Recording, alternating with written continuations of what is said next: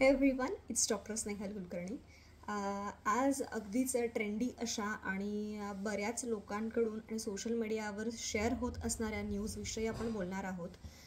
तर ते म्हणजे HMPV व्हायरस. HMPV व्हायरसविषयी अनेक लोकांच्या मनात भीती निर्माण झालेली आहे. पुन्हा कोरोनाची स्थिती उद्भवणार का, पुन्हा लॉकडाऊन उद्भवणार का, याविषयी प्रश्न बऱ्याच लोकांना पडलेला आहे. रुग्णांची संख्या वाढत चाललेली आहे. तर काय ही परिस्थिती नेमक्या कोणत्या स्टेजला जाऊन पोहोचणार याविषयी भीती आणि प्रश्न अनेक लोकांच्या मनात उद्भवलेले आहेत. तर या सगळ्यामध्ये सर्वप्रथम हे जाणून घेणं गरजेचं आहे की HMPV म्हणजे नेमकं काय आहे हा व्हायरस. HMPV अर्थात ह्युमन मेटान्युमो व्हायरस हा एक असा व्हायरस आहे जो तुमच्या रेस्पायरेटरी ट्रॅक अर्थात श्वसन संस्थेवर अफेक्ट करतो आणि त्यामुळे फ्लू लाईक सिम्पटम्स निर्माण होतात. फ्लू लाईक सिम्पटम्स म्हणजे कफ, फिवर, सर्दी झाली, घशात खवखवणं झालं. थोडक्यात काय, आता कोरोनामध्ये आणि नॉर्मल फ्लूमध्ये जे लक्षणं होते तेच तुम्हाला HMPV व्हायरसच्या इन्फेक्शनमुळेही झालेले दिसून येणार आहेत.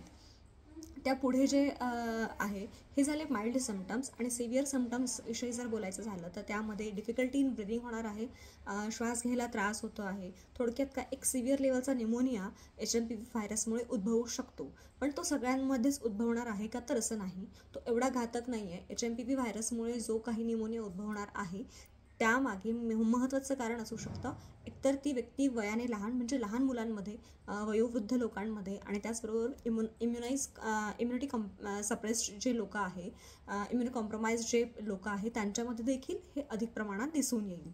परंतु नॉर्मल आणि हेल्दी इम्युनिटी चांगली अशी असणारे जे लोक आहेत त्यांच्यामध्ये हे कमी प्रमाणात दिसून येणार. म्हणजे हे इन्फेक्शन झालं तर ते सिव्हिअर लेवलला जाणार नाही.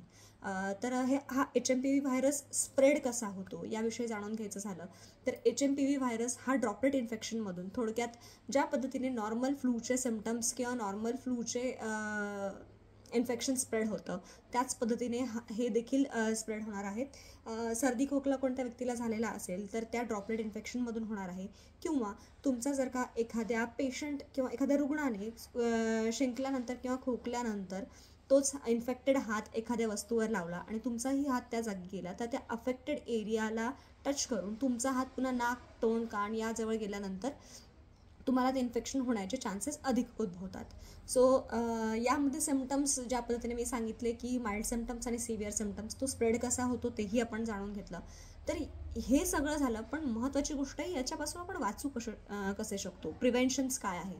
तर प्रिव्हेन्शन्समध्ये सगळ्यात महत्त्वाची गोष्ट, जी काळजी आपण कोरोनाच्या वेळेस घेतलेली आहे तीच सर्व काळजी आपल्याला इथे घ्यायची आहे. वेगळं काहीही करायचं नाही आहे. मास्क रेग्युलर यूज करायचा आहे. ज्या लोकांना सर्दी खोकला झाला आहे त्यांनी घरातल्या इतरत्र सदस्यांपासून जरा आयसोलेशनमध्ये राहा, थोडे वेगळे राहा. इम्युनिटी बूस्टअप करण्यासाठी प्रयत्न करा. आता ती इम्युनिटी बूस्टअप कशी करायची तर त्याविषयी आपण सेपरेटेड एक व्हिडिओ बनवूच डिटेलमध्ये. पण बेसिकली सांगायचं झालं तर योगा प्राणायाम करा, डाएटवर लक्ष द्या, हेल्दी डाएट असू देत. तर या पद्धतीने तुम्ही आधी स्वतःला स्ट्रॉंग करा. तुमची इम्युनिटी स्ट्रॉंग असली तर हा व्हायरस तुमच्यावर कोणतंही धोका निर्माण करू शकत नाही. सो आधी तुमची इम्युनिटी स्ट्रॉंग करा. आणि उपचार पद्धतीविषयी बोलायचं झालं तर यावर अगदी परफेक्ट अशी ह्याच टिपिकल व्हायरसवरचा ड्रग कुठला आहे का, तर असं नाही आहे. त्यावर इतरत्र उपचार पद्धतींनी सुद्धा आपण त्याला रिकवर करू शकतो. परंतु ज्या लोकांना हॉस्पिटलाइज करायची वेळ आली आहे त्यांची इम्युनिटीही कमी आहे आणि वयही कमी आहेत किंवा अधिक वयोवृद्ध आहे, अशा लोकांमध्येच तो फक्त धोकादायक ठरू शकतो. ही थोडक्यात HMPV विषयी माहिती दिली आहे. या व्यतिरिक्त जर का काही क्वेश्चन असतील तर कमेंट बॉक्समध्ये मेन्शन करायला विसरू नका. थँक्यू.